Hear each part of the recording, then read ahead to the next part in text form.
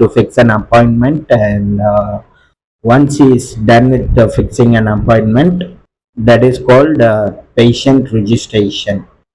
So புரியல நான் இன்னொரு வாட்டி சொல்றேன். பேஷண்ட் ரிஜிஸ்ட்ரேஷன்னா USA follows different format to visit the doctor's office. அது என்ன ஃபார்மேட்னா, the patient has to call the doctor's office, I mean the front office, and he has to fix an appointment.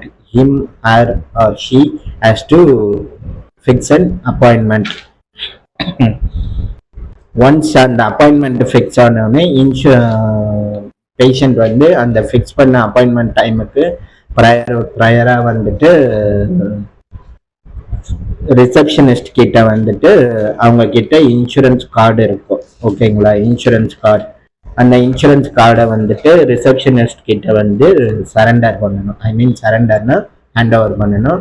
So அந்த receptionist வந்துட்டு அதை back எண்டில் verification பண்ணுவாங்க.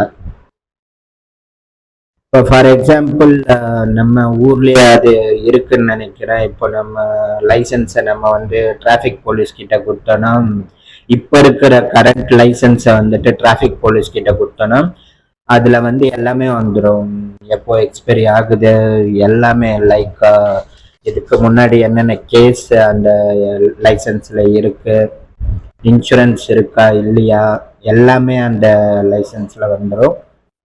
I think so. எது நான் சொன்ன கடைசி பாயிண்ட் இல்லைன்னா கூட மற்ற பாயிண்ட் வந்துடும்.